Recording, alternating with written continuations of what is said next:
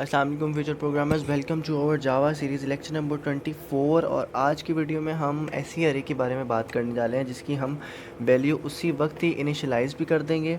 और second thing हम क्या करेंगे कि वैल्यू हम वैसे ही इनिशियलाइज़ करेंगे और इंडेक्स भी वो ऑटोमेटिक डिटेक्ट कर लेगी। हमें पहले प्रीवियस वीडियोस के अंदर हमें इंडेक्स बताने की ज़रूरत होती थी, लेकिन इस वीडियो के अंदर हम ऐसी अरे बनाएंगे जिसको हमें ऑलरेडी पता होगा। अरे ये जो जावा है ना, हमारा कंपाइलर जो है वो खुद ब खुद ही डिटेक्ट कर लेगा कि ये कौन सा इंडेक्स है और कौन से इंडेक्स पे ये एलिमेंट जो है वो इनपुट करवाना चाहते हैं। ठीक है, तो वी एस कोड मैं ओपन करता हूँ। वी एस कोड मैंने ओपन किया हुआ है और यहाँ पर मैं आता हूँ। मेथड 2 था यार, एक तो माउस मेरा कसम है।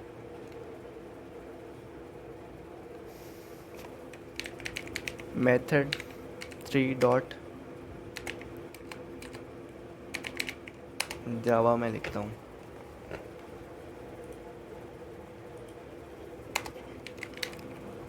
मेन मेथड में ऐड करता हूँ। थोड़ा सा मैं वायर्स को मॉडिफाई कर लेता हूँ। होप सो मैं जल्दी ही बगैर वायर्स के भी शिफ्ट हो जाऊँगा। इतने ज़्यादा वो क्यों बढ़ गई। और मेन मेथड मैंने ऐड कर लिया।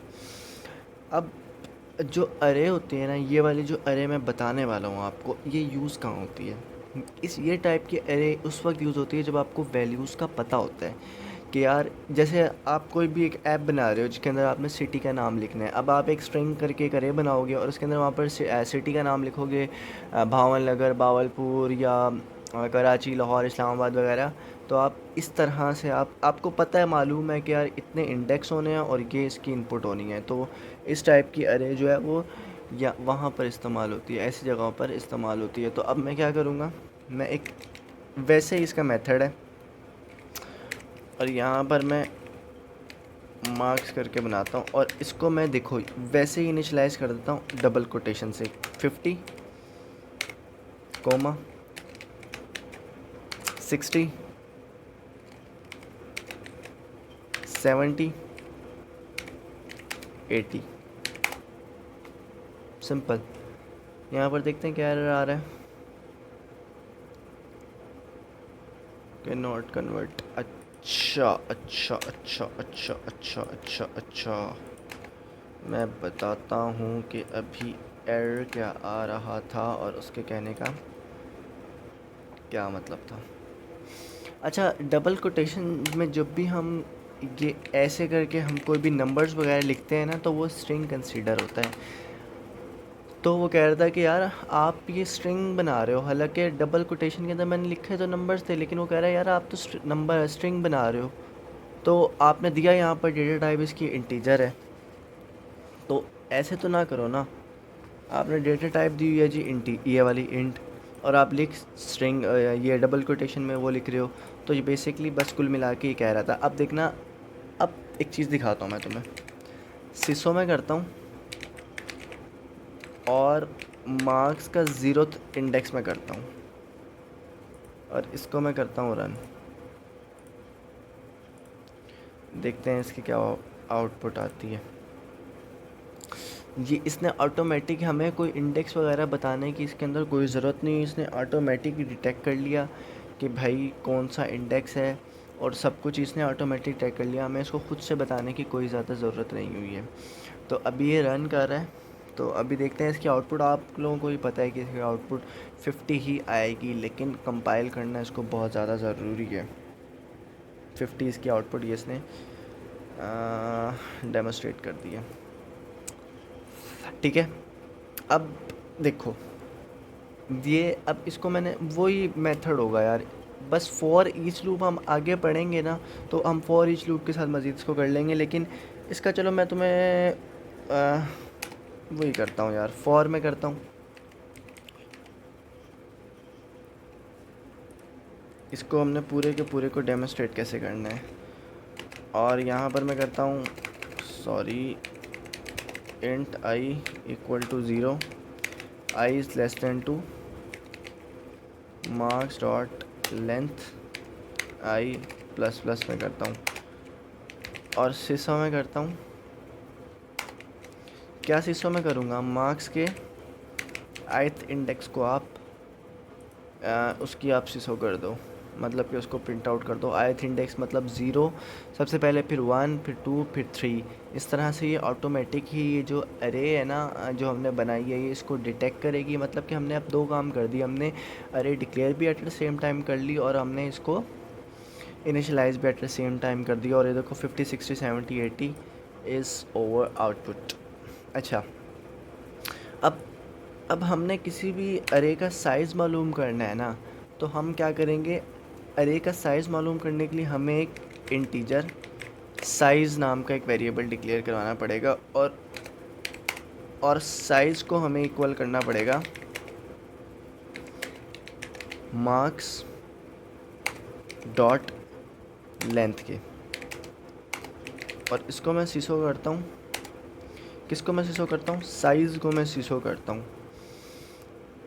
तो हमारे पास देखते हैं इस अरे का साइज़ ये हमें बताएगा कि यार इस अरे का साइज़ कितना है।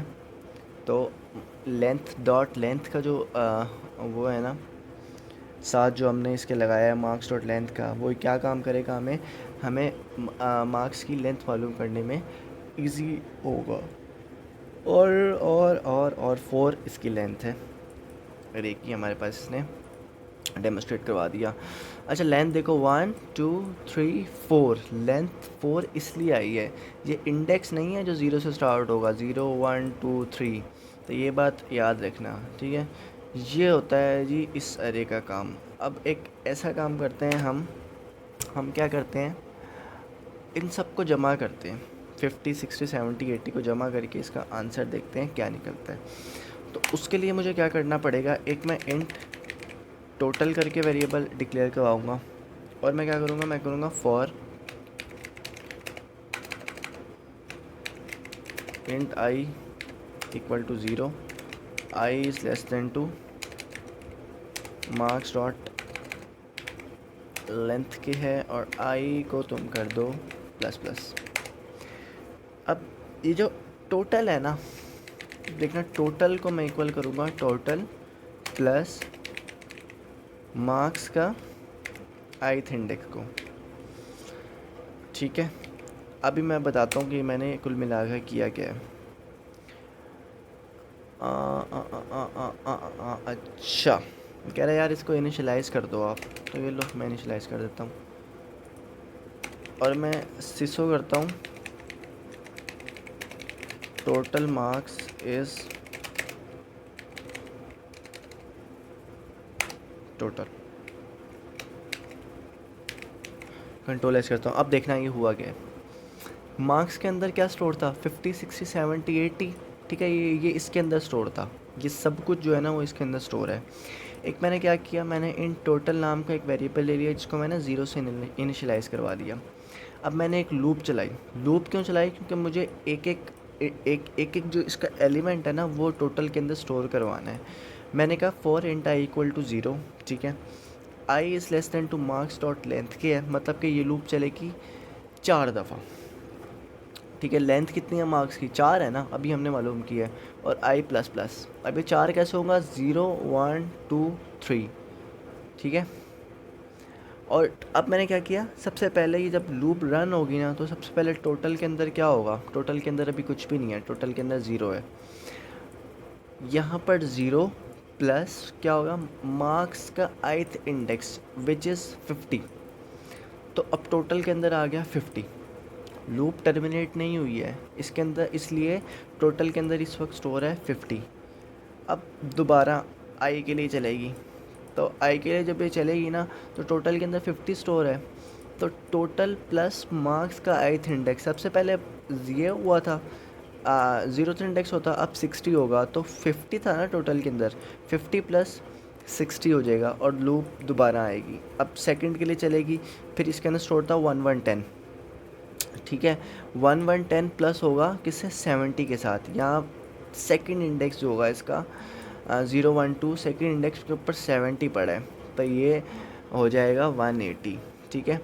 अब दोबारा लूप चलेगी, लूप ये चल रही है थर्ड दफ़ा, तो 180 था ना, 180 इक्वल टू 80, इसके अंदर 80 है, तो ये हो गया 260, 260 हुआ। अब लूप दोबारा चलेगी, जब ये चौथी दफ़ा लूप चलेगी ना, मतलब कि पाँचवीं दफ़ा, 0 1 2 3, ये 4 दफ़ा होगी। अब ये पाँचवीं दफ़ा जब लूप चलेगी, रन होगी, तो ये लूप टर्मिनेट हो जाएगी। अब टोटल के अंदर इस वक्त स्टोर है हमारे पास 260 स्टोर है। तो हमने क्या किया, हमने एक system dot out dot print L की कमांड दी इसको, और हमने कहा कि प्रिंट करवाओ total marks is plus total. अब टोटल के अंदर जो भी है वो स्टोर हो जाएगा। तो इसको मैं रन करता हूँ और ऑब्ज़र्व करता हूँ इसकी आउटपुट क्या आती है, क्या 260 आती भी है कि नहीं है। और ये देखो टोटल मार्क्स इज़ 260। तो यार यही थी अरे। तो अब बाकी तुम चेकआउट मार लेना, इसको कुछ समझना है मुझे कमेंट में बता देना। एंड आई थिंक, हाँ अब मैं कह सकता हूँ कि I think it's pretty much enough future programmers and